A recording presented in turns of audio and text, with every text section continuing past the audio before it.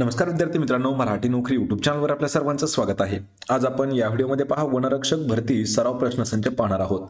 आणि या व्हिडिओमध्ये आज आपण वनरक्षक भरतीसाठी 2023 या वर्षी विचारण्यात आलेले महत्त्वाचे 20 प्रश्न आपण या व्हिडिओमध्ये रिव्हिजन म्हणून घेत आहोत।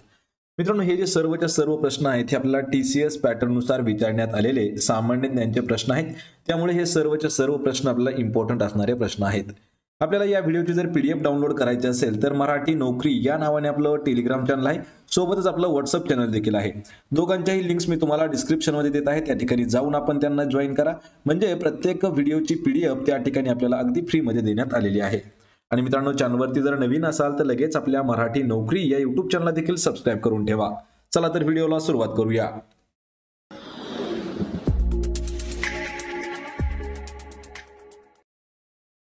तर पहा, आपला प्रश्न आहे, खालीलपैकी कोणत्या समाजसुधारकाने भूदान चळवळ सुरू केली होती।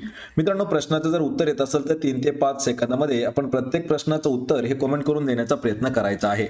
तर पहा, भूदान चळवळ ही जी आहे ही पर्याय क्रमांक 2 तर विनोबा भावे यांनी सुरू केलेली होती। पहा, भूदान चळवळ। मित्रांनो, हा प्रश्न आपल्याला पोलीस भरतीमध्ये जवळपास 20 ते 22 वेळा विचारण्यात आलेला प्रश्न आहे आणि 2023च्या वनरक्षक भरतीमध्ये सुद्धा हा प्रश्न विचारण्यात आलेला आहे। याविषयी काही महत्त्वाचे पॉइंट्स देखील पहा।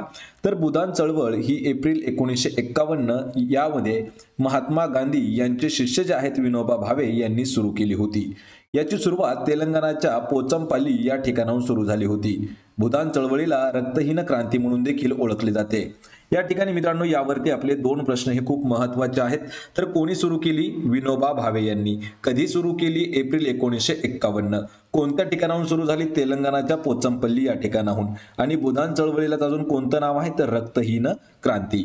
पर्याय क्रमांक 2 आपलं या प्रश्नाचं योग्य उत्तर होईल। यानंतरचा प्रश्न आहे, भारतीय लेखा परीक्षण आणि लेखा विभागाचे प्रमुख कोण आहेत आणि ते भारताच्या लोकशाही व्यवस्थेतील प्रमुख मानले जातात। पहा, हा देखील प्रश्न खूप महत्त्वाचा आहे। पहा, या ठिकाणी प्रश्न काय विचारला आहे आपल्याला, लेखा परीक्षण आणि लेखा विभागाचे प्रमुख कोण असतात आणि ते भारताच्या लोकशाही व्यवस्थेतील प्रमुख देखील मानले जातात। तर या प्रश्नाचं उत्तर होईल पर्याय क्रमांक 3 भारताचे नियंत्रक आणि महालेखा परीक्षक हे आहेत। पहा, ऑप्शन क्रमांक 3 आपलं योग्य उत्तर होईल। याचे मित्रांनो काही पॉइंट्स पहा। तर भारतीय लेखा परीक्षण आणि लेखा विभागाचे प्रमुख हे भारताचे नियंत्रक आणि महालेखा परीक्षक आहेत आणि ते भारताच्या लोकशाही व्यवस्थेतील प्रमुख मानले जातात। घटनेतील संबंधित यांच्याशी कलम आहे। पहा, कलम 148। ऑप्शन 3 आपलं उत्तर होईल। यानंतरचा प्रश्न आहे, खालीलपैकी कोणता वायू पाण्यातील ऑक्सिजनचा क्षय करण्यास सर्वात अधिक कारणीभूत असतो। पहा, प्रश्न हा खूप महत्त्वाचा आहे।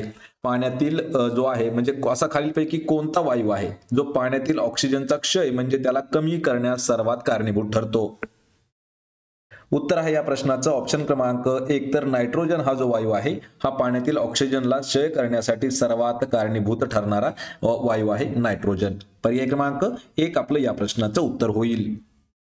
यानंतरचा प्रश्न आहे, खालीलपैकी कोणते महाराष्ट्रातील सर्वात मोठे तेल आणि नैसर्गिक वायू क्षेत्र आहे। आपल्याला महाराष्ट्रातील सर्वात मोठं तेल आणि नैसर्गिक वायू क्षेत्र विचारलेलं आहे। तर या प्रश्नाचं अचूक उत्तर असणार आहे पर्याय क्रमांक 2 तर मुंबई हे जे आहे हे आपल्या राज्यातील सर्वात मोठं तेल आणि नैसर्गिक वायू क्षेत्र आहे। यामध्ये काही पॉइंट्स पहा। तर मुंबई हे अरबी समुद्रात मुंबईपासून 176 किलोमीटर पश्चिमेत असलेले सर्वात मोठे तेल आणि नैसर्गिक वायू क्षेत्र आहे। कोणत्या ठिकाणी आहे? पहा, अरबी समुद्रात आहे, मुंबईपासून 176 किलोमीटर।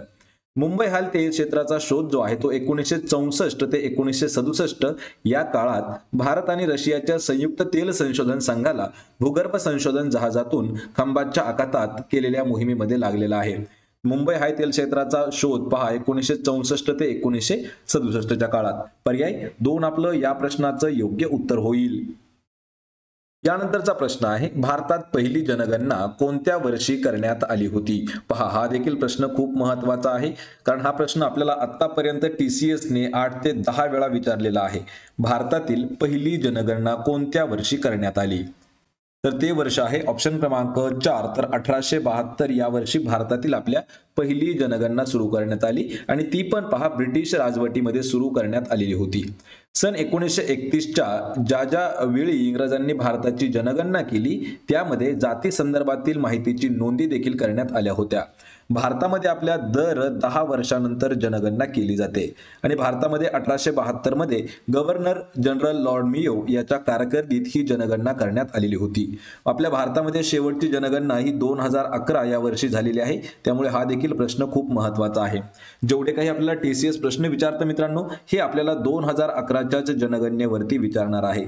बाय चान्स आपल्याला एखाद्या जनगणनेचे अध्यक्ष देखील विचारले जाऊ शकतात. पर्याय क्रमांक 4 आपलं या प्रश्नाचं उत्तर होईल. यानंतरचा प्रश्न आहे पहा, बृहदेश्वर आणि राजराजेश्वरम हे मंदिर डॅश बांधलेल्या द्राविड वास्तुकलेचे एक उदाहरण आहे. पहा यामध्ये मंदिर कोणतं आहे? बृहदेश्वर किंवा त्यालाच अजून राजराजेश्वरम मंदिर म्हटलं जातं. तर हे जे मंदिर आहे हे कोणाच्या काळामध्ये बांधलेल्या द्राविड वास्तुकलेचे एक महत्वाचे उदाहरण आहे? तर या प्रश्नाचं योग्य उत्तर आहे ऑप्शन क्रमांक 1. तर चोल काळामध्ये हे जे मंदिर आहे पहा राजराजेश्वरम मंदिर हे बांधलेलं आहे. पर्याय क्रमांक 1 आपलं या प्रश्नाचं योग्य उत्तर होईल. यावरती काही महत्वाचे पॉइंट्स आहेत पहा. बृहदेश्वर किंवा त्यालाच अजून राजराजेश्वर हे मंदिर म्हटलं जातं. हे चोल या काळामध्ये बांधलेल्या द्राविड वास्तुकलेचा एक नमुना आहे. बृहदेश्वर मंदिर हे तंजावर तामिळनाडूमध्ये कावेरी नदीच्या दक्षिण तीरावर स्थित भगवान शिवाला समर्पित द्राविड शैलीतील हिंदू मंदिर आहे. कोणत्या ठिकाणी आहे? राज्य जर विचारलं तर लक्षात ठेवा तामिळनाडू या राज्यामध्ये आहे. यानंतरचा प्रश्न आहे, 1840च्या दशकात मुंबईत मूर्तीपूजा आणि जाती व्यवस्थेची लढा देण्याच्या उद्देशाने खालीलपैकी कोणत्या धार्मिक सुधारणेला सुरुवात झाली होती? पहा हा देखील प्रश्न महत्वाचा आहे. काळ कोणता आहे? 1840चा काळ. 1840च्या दशकात मुंबईमध्ये मूर्तीपूजा आणि जाती व्यवस्थेशी लढा देण्याच्या उद्देशाने खालीलपैकी कोणत्या धार्मिक सुधारणेला सुरुवात करण्यात आली? तर ती जी आहे पहा धार्मिक सुधारणा संघटना म्हणू शकतो किंवा एखादी आपण त्याला संस्था देखील म्हणू शकतो. तर ती आहे पहा ऑप्शन क्रमांक 4 परमहंस मंडळी. मित्रांनो पहा यावरती काही महत्वाचे पॉइंट्स आहेत. सन 1840च्या दशकामध्ये मुंबईत मूर्तीपूजा आणि जाती व्यवस्थेशी लढा देण्याच्या उद्देशाने परमहंस मंडळी या धार्मिक सुधारणेला सुरुवात झाली. परमहंस मंडळी हा एक गुप्त सामाजिक धार्मिक गट होता जो 1849 मध्ये मुंबईत स्थापन झालेला आहे. मित्रांनो हा प्रश्न एक खूप महत्वाचा आहे पहा. याची सुरुवात दुर्गाराम मेहताजी, दादोबा पांडुरंग तरखडकर आणि त्यांच्या मित्रांच्या गटाने केला होता. पर्याय क्रमांक 4 आपलं या प्रश्नाचं योग्य उत्तर होईल.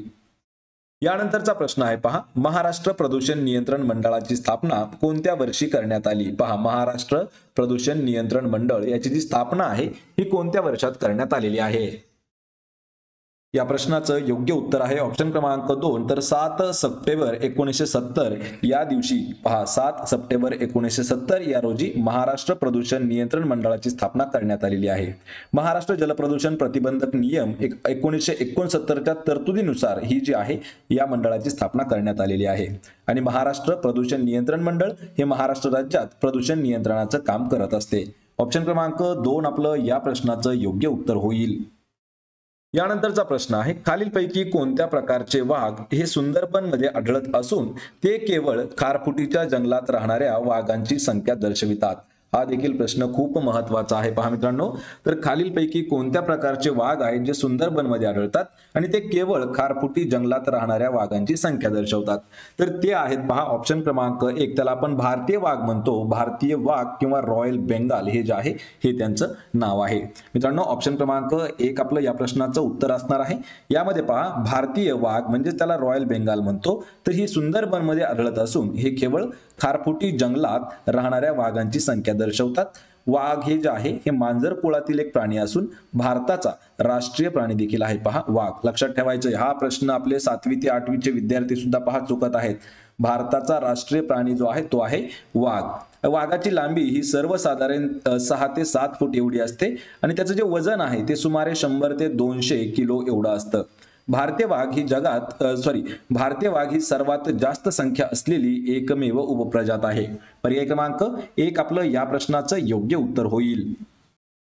यानंतरचा प्रश्न आहे, महाराष्ट्रातील खानदेश किंवा नाशिक विभाग हा डॅश नदी खोऱ्यात वसलेला आहे? या ठिकाणी पहा खानदेश किंवा नाशिक विभाग जो आहे तो कोणत्या नदीच्या खोऱ्यामध्ये वसलेला आहे?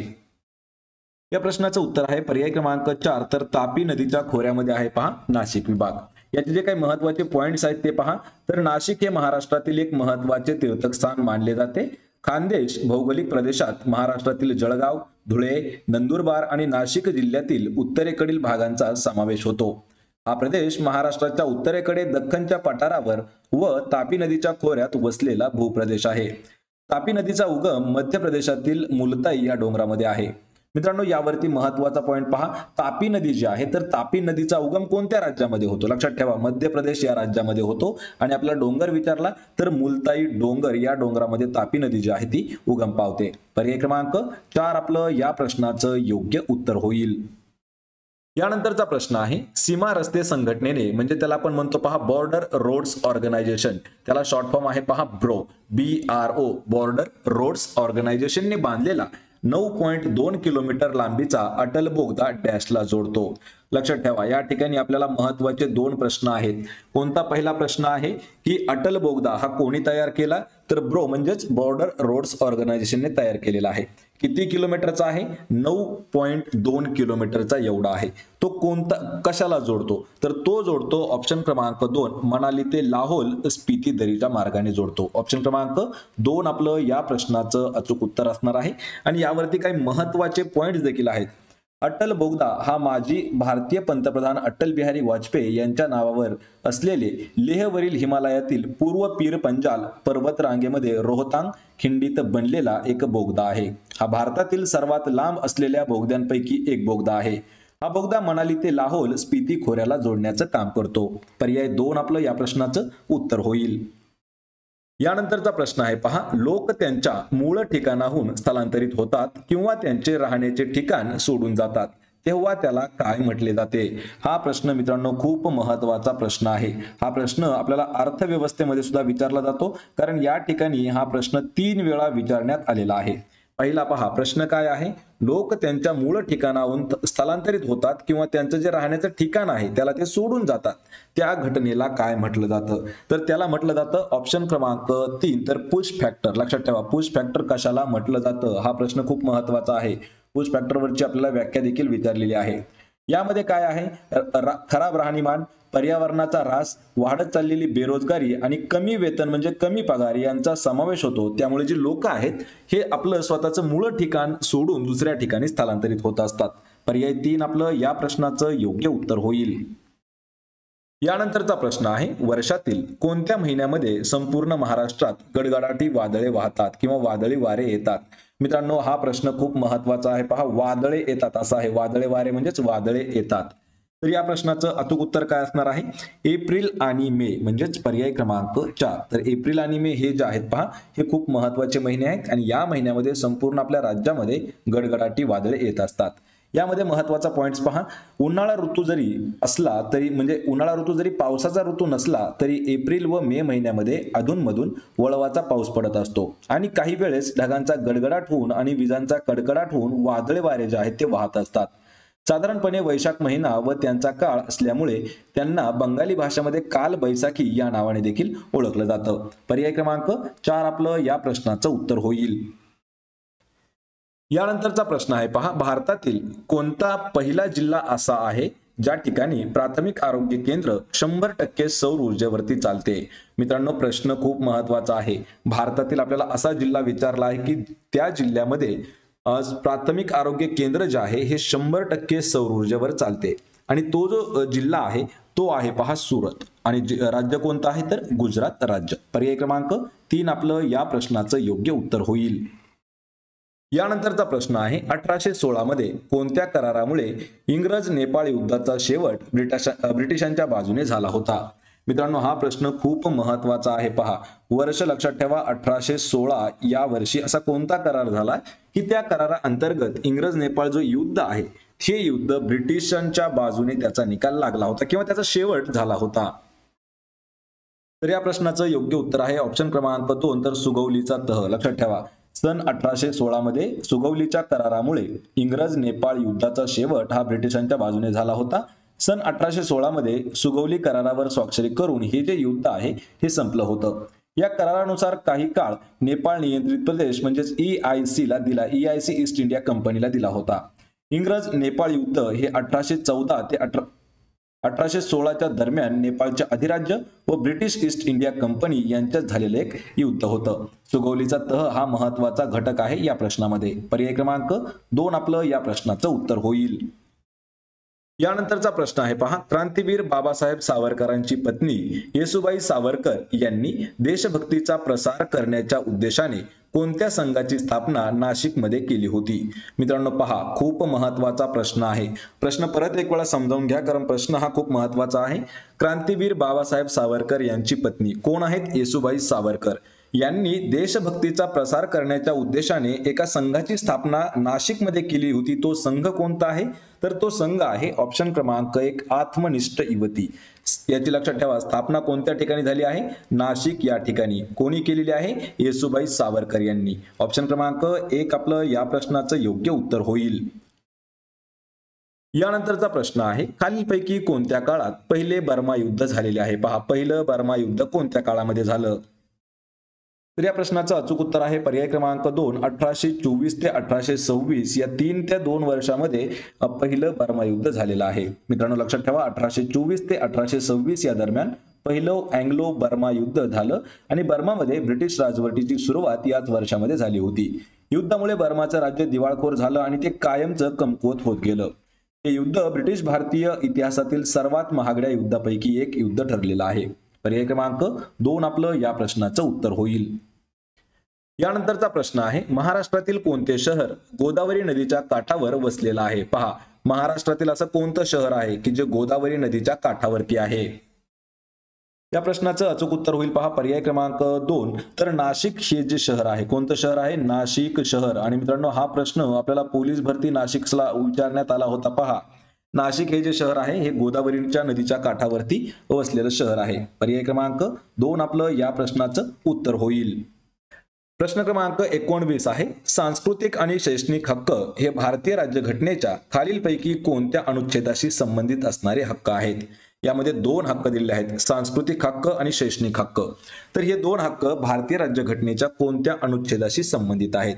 लक्षात ठेवा, अनुच्छेद 29 आणि अनुच्छेद 30 यांच्याशी संबंधित आहेत. पहा, सांस्कृतिक आणि शैक्षणिक हक्क. ऑप्शन क्रमांक 3 आपलं या प्रश्नाचं उत्तर होईल.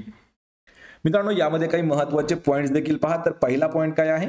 सांस्कृतिक आणि शैक्षणिक हक्क भारतीय राज्यघटनेच्या अनुच्छेद 29 आणि 30 शी संबंधित आहेत. भारतीय राज्यघटनेचे अनुच्छेद 29 हे जे आहे हे अल्पसंख्याकांच्या हितसंबंधाच्या संरक्षणाची हमी देतं, ज्यामध्ये शैक्षणिक संस्थांची स्थापना आणि प्रशासन करण्याचा अधिकार समाविष्ट करण्यात आलेला आहे. भारतीय राज्यघटनेतील कलम जे 30 आहे हे अल्पसंख्याकांना त्यांच्या आवडीच्या शैक्षणिक संस्था स्थापन करण्याचा आणि त्यांचे प्रशासन करण्याचा अधिकार देतो. लक्षात ठेवा, खूप महत्त्वाचा प्रश्न आहे. कलम 29 अनुच्छेद 29 आणि 30 हे जे आहे हे दोघांशी संबंधित आहे. प्रश्न क्रमांक 20 आहे, वारा, सूर्यप्रकाश, बर्फवृष्टी इत्यादी पासून आश्रय मिळण्याच्या उद्देशाने राखलेल्या झाडांच्या किंवा झुडपांचा जो पट्टा आहे खालीलपैकी कशाची व्याख्या केली जाते? मित्रांनो प्रश्न थोडासा समजावून घ्या. वारा, सूर्यप्रकाश, बर्फवृष्टी इत्यादींपासून आश्रय मिळण्याच्या उद्देशाने राखलेल्या झाडांचा आणि झुडपांचा जो पट्टा आहे त्याला काय म्हटलं जातं? तर त्याला म्हटलं जातं पर्याय क्रमांक 1 तर शेल्टर बेल्ट असं त्याला म्हटलं जातं. पहा, शेल्टर बेल्टची व्याख्या लक्षात ठेवा. वारा, सूर्यप्रकाश, बर्फवृष्टी इत्यादींपासून आश्रय मिळण्याच्या उद्देशाने राखलेल्या झाडांचा किंवा झुडपांचा जो पट्टा असतो त्या पट्ट्याला शेल्टर बेल्टची व्याख्या देण्यात आलेली आहे. पर्याय क्रमांक 1 आपलं या प्रश्नाचं योग्य उत्तर होईल. तर मित्रांनो ही आहेत पहा आपली महत्त्वाची 20 प्रश्न. या 20 प्रश्नांपैकी किती प्रश्नाची उत्तरं देता आली हे मला कमेंट करून नक्की सांगा. जर आपल्याला हा व्हिडिओ आवडत असतील तर व्हिडिओला लाईक करा, मित्रांमध्ये व्हिडिओ शेअर करा आणि आपल्या मराठी नोकरी यूट्यूब चॅनलला सबस्क्राईब करून ठेवा. मित्रांनो प्रत्येक व्हिडिओची PDF जर अगदी आपल्याला फ्रीमध्ये मिळवायची असेल तर आपलं टेलिग्राम चॅनल आहे मराठी नोकरी, त्याला जाऊन आपण जॉईन करायचं आहे. त्या ठिकाणी प्रत्येक व्हिडिओची PDF आपण अगदी फ्रीमध्ये दिलेली आहे. आपण भेटूया पुढच्या एक अशाच नवीन व्हिडिओमध्ये. तोपर्यंत जय हिंद, जय महाराष्ट्र.